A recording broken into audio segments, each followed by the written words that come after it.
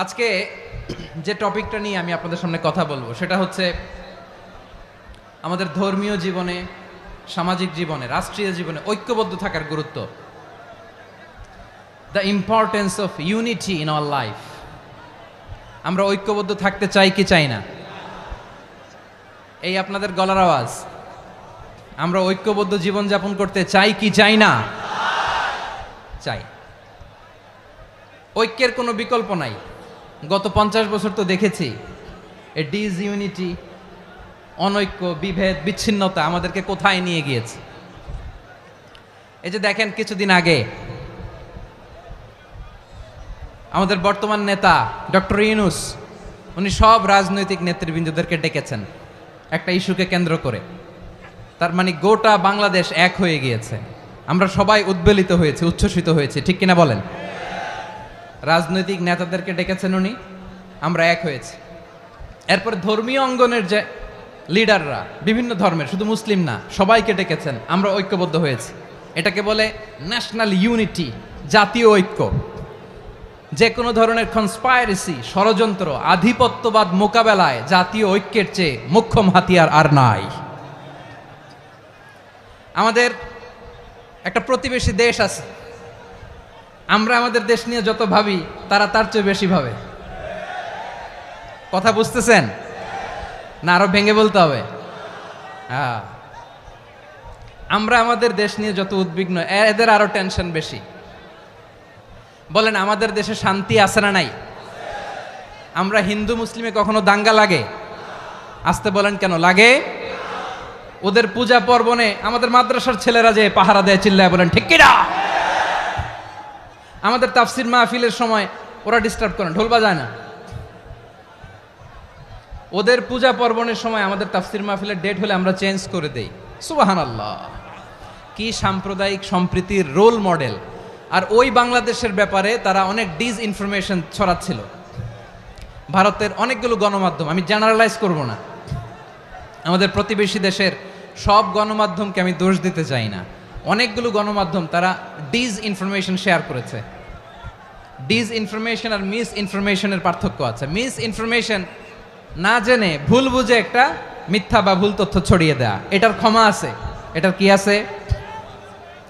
আর disinformation মানে ইচ্ছা করে, প্ল্যান করে, ম্যাপ করে, ছক এঁকে মিথ্যা, গুজব, রটনা সোশ্যাল মিডিয়ায় ছড়ানো, এটার ক্ষমা আছে? আওয়াজ করে বলেন, ক্ষমা আছে? ভারতের কিছু গণমাধ্যম তাই করেছে।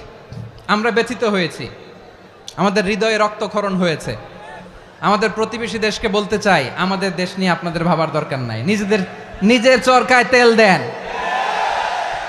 নিজের দেশ নিয়ে ভাবেন। গত মাসের ভয়েস অফ আমেরিকার রিপোর্ট, বাংলাদেশে সংখ্যালঘু জনগোষ্ঠী আগের চেয়ে বেশি নিরাপত্তা পাচ্ছে। Report voice of America, Muslim report নাকি? মুসলিম জরিপ, ভয়েস অফ আমেরিকা। কথা বুঝে নাই বোধহয়।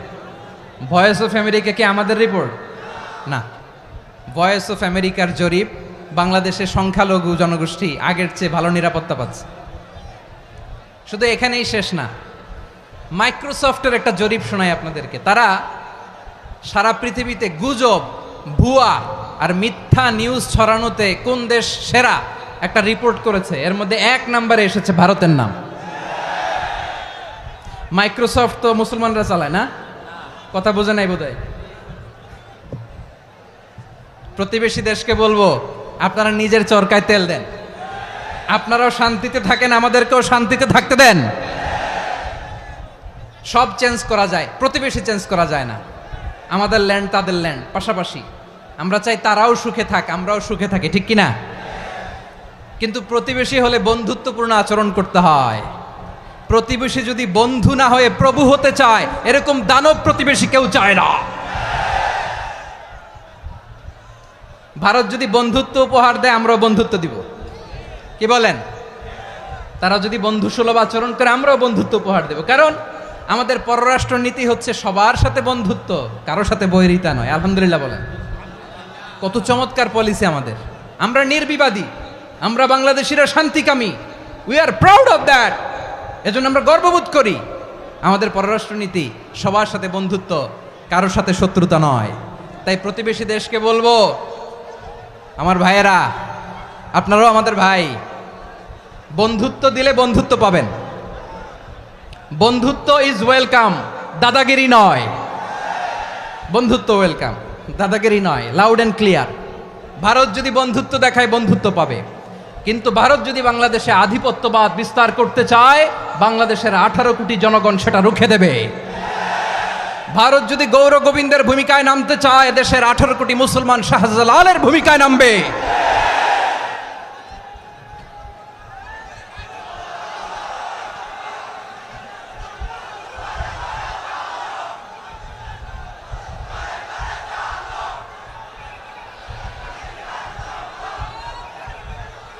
প্রিয় ভাইয়েরা, আমরা বন্ধুত্বে বিশ্বাসী, শত্রুতায় নই, ঠিক কিনা বলেন?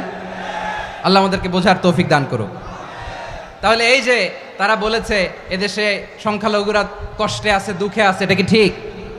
বলেন, এটা কি ঠিক? না, তারা ডিস ইনফরমেশন শেয়ার করেছে, এটা ঠিক নয়। আমার প্রতিবেশী বন্ধু রাষ্ট্রকে বলবো, আপনারা এটা করবেন না, এটা করবেন না। আমরা শান্তিতে আছি, আপনারাও শান্তিতে থাকেন, আমাদেরকেও শান্তিতে থাকতে দেন। এই যে চিটাগাংয়ের অ্যাডভোকেট আলিফ হত্যাকাণ্ডে গোটা বাংলাদেশ আমরা ধৈর্যের পরাকাষ্ঠা দেখিয়েছে, চিল্লায় বলেন ঠিক কিনা? আমাদের নেতা আমাদেরকে ডেকেছে, আমরা শান্ত থেকেছি। আমরা শান্ত থাকতে চাই, আমরা ঐক্যবদ্ধ থাকতে চাই। যে কোনো ষড়যন্ত্র রুখে দেওয়ার জন্য ঐক্যবদ্ধ প্রচেষ্টার কোনো বিকল্প নাই।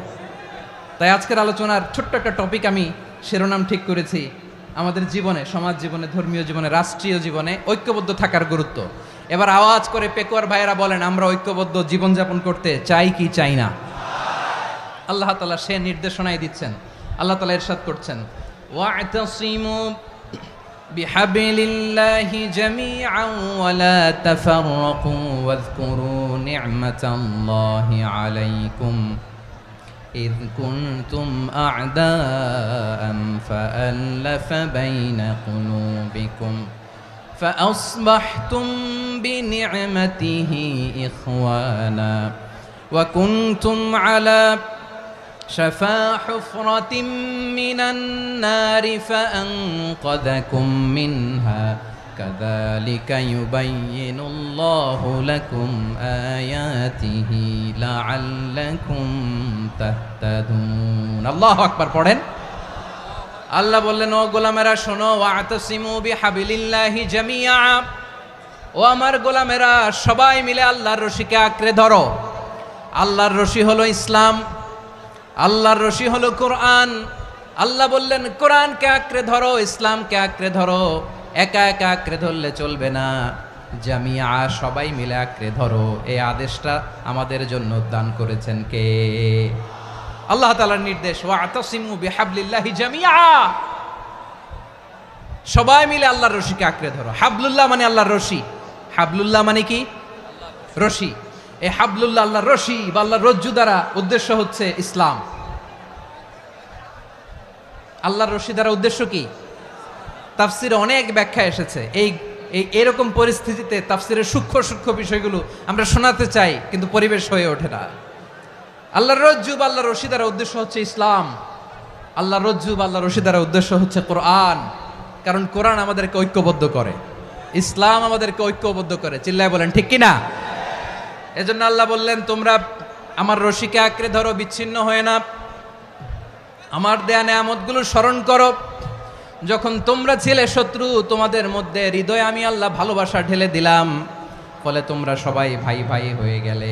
তোমরা সবাই ছিলে জাহান্নামের কিনারায়, জ্বলন্ত অগ্নিকাণ্ডের পাশে। আমি আল্লাহ দয়া করে ঈমানের বদৌলতে তোমাদেরকে আগুন থেকে ফেরালাম। আমি আল্লাহ দয়া করে তোমাদেরকে জান্নাতের পথ দেখিয়ে দিলাম। সুবহানাল্লাহ পড়েন। এমন পথ দেখালাম যেই পথ তোমাদেরকে জান্নাতে নিয়ে যাবে, পথের দিশা তোমরা পাবে। লাআল্লাকুম তাহতাদুন। প্রিয় ভাইয়েরা, তাহলে আমাদের যে ঐক্যবদ্ধ থাকতে হবে, এই নির্দেশটা কার? নাকি মন মতো আমি বানায় বলতেছি? আওয়াজ করে বলুন, নির্দেশটা কার? আল্লাহর।